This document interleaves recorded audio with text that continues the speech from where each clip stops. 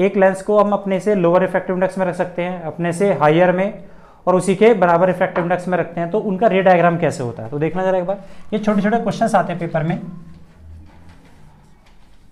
रे डायग्राम किसके लिए? For Lenz placed in different medium.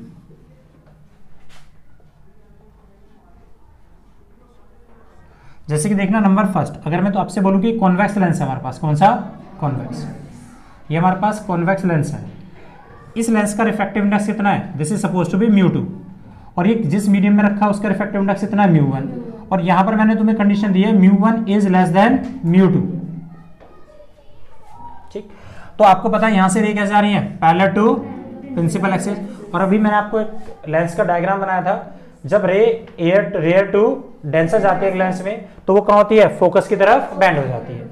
तो लाइट कैसे जा रही है बेटे? Parallel to the principal axis, तो इससे जाने के बाद ये क्या होगी? किसी एक पॉइंट पे जाके मिल जाएगी। लेकिन एक बात ध्यान रखना, ये बात it is a necessary condition, these raise enter जो कर रही है वो कैसे कर रही है? रेयर टू डेंसर, तभी ये रे कैसी हो रही है? कन्वर्ज हो रही है। तो किसी भी एक लेंस को हम कन्वर्जिंग लेंस इसलिए बोलते हैं क्योंकि उसमें हम रे को एंटर कहां से कराते हैं? Rare to denser. नहीं है बेटे बात समझ में? इसी तरह से अगर मैं डेंसर टू रेयर लेके जाऊं, अगर मेरे पास एक लेंस है, दिस इज लेंस नंबर, यही वाला लेंस है, लेकिन ये मेरे पास एक मीडियम में μ1 और ये एक मीडियम μ2 है, लेकिन इस केस में ये A है और ये B है। लेकिन मैं आपसे बोल रहा हूं कि μ1 जो है ना वो बड़ा है किससे? μ2 से। तो लाइट कैसे जाएगी? डेंसर टू रेयर, ये जा रही है denser to rare, denser to rare. अब इसका एक बार डायग्राम मैं आपको यहां दिखा देता हूं, आप थोड़ा सा देखो, फिर इसको डायरेक्ट बना लिया करना। ये एक लेंस है, अगर तो हमने देखा कि भाई यहां से एक रे अगर ऐसे पड़ रही है तो ये क्या है? इस वाली सरफेस का नॉर्मल होगा। तो लाइट कैसे आ रही है? Denser to rare. और जब लाइट डेंसर टू रेयर जाती है तो क्या होती है? अवे फ्रॉम द नॉर्मल मुड़ जाती है भाई। तो ये कैसे हो गई? Away from the normal. अब इस वाली सरफेस का भी तो होगा क्या? नॉर्मल। अरे इधर ही तो आएगा वो इस कर्व सरफेस का। अब लाइट फिर डेंसर टू कैसे, अब कैसे आ रही है? रेयर टू डेंसर, तो किधर मुड़ जाएगी? Towards the normal. नहीं है समझ में?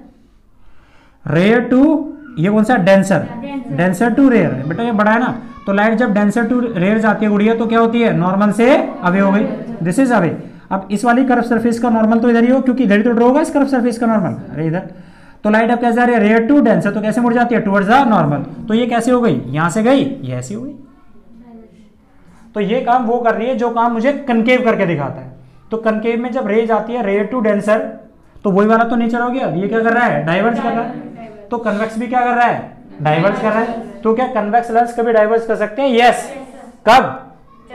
जब उसको हम नहीं, यस। तो ये लेंस किस तरह से बिहेव कर रहा है? कनकेव। तो पेपर में आता है जब किसी एक लेंस को, ये एक एक नंबर के क्वेश्चंस हैं, अगर मैं किसी एक लेंस को उससे हायर इफेक्टिव इंडेक्स के मटेरियल में प्लेस कर दूं तो उसका नेचर कैसा होगा? तो हम समझ गए कन्वेक्स है तो कनकेव हो जाएगा, और अभी मैं करके दिखाऊंगा कनकेव होगा तो कन्वेक्स हो जाएगा। समझ में बात? तो ये कैसा हो गया? डाइवर्ज। तो यहां से हमने बना लिया, इसको क्या करा? रे ऐसी गई, और ये कैसा हो गया? डाइवर्ज। ठीक। इसी तरह से बेटे अगर मैं तीसरी बात बोलूं आपसे, नंबर सी, ये एक लेंस है।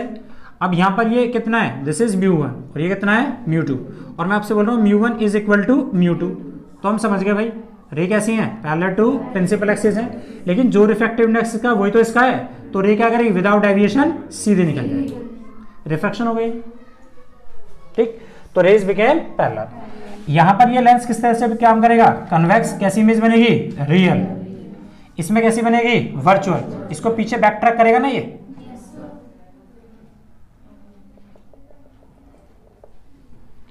तो इमेज कैसे बनेगी? Virtual. And it behave as a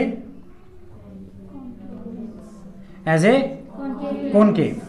concave किस तरह से बिहेव करेगा? है तो कॉन्वेक्स, लेकिन बिहेव कैसे करेगा? जब उसे उससे हायर रिफ्रैक्टिव इंडेक्स के मटेरियल में प्लेस कर दे। और इसमें क्या होगी? Goes straight. अगला ये नंबर सेकंड, डाइवर्जिंग।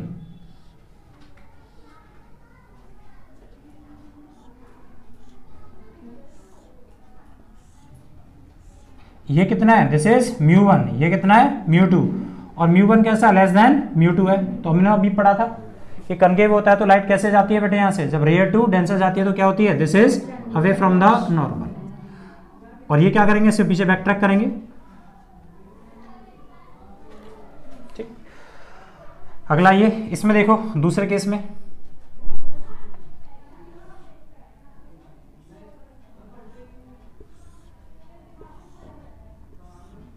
ये कितना है μ1 और ये कितना है μ2। अब μ1 कैसा ग्रेटर है किससे, μ2 से। तो देखिए जी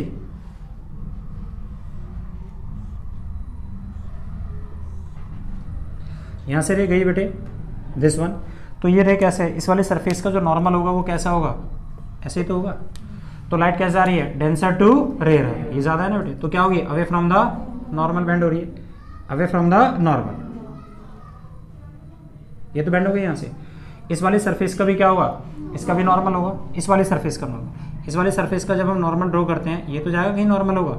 तो लाइट क्या होती है बेटे, अब कैसे आ रही है, रेयर टू डेंसर, तो किधर मुड़ जाएगी गुड़िया, towards the normal, this is the towards the normal. ऐसे यहाँ से भी रह जाएगी, ये वाली रह गई, ये भी कैसे जाती है, तो कैसे निकल जाती है, बिल्कुल सीधी निकल जाती है। ठीक, तो ये इसके रे डायग्राम होते हैं। तो आप बना के देख लो तो अच्छा है, और नहीं तो सिमेट्री को याद कर लो। तो इस वाले में क्या होगा बेटे, दूसरे केस में रे कैसी है, पैरेलल है बेटे, तो आफ्टर रिफ्लेक्शन कैसी हो जाएंगे गुड़िया, this is behave as a converging. अच्छा, इसका मतलब क्या हुआ, किस तरह से बिहेव कर रहा है ये, तो इसका मतलब जब भी हम किसी एक कॉनकेव लेंस को उससे हायर रिफ्रैक्टिव इंडेक्स के मीडियम में डालेंगे तो किस तरह से बिहेव करेगा। ये तो मैंने आपको ज्योमेट्री से दिखाया, मैं आपको अगली क्लास में जब लेंस मेकर फार्मूला कराएंगे तो मैथमेटिकली भी दिखाऊंगा। तो उसके बाद यहाँ पे क्या इमेज कैसी बनी इसमें, दिस इज रियल इमेज। इसके बाद क्या है, एक तीसरा देखिए,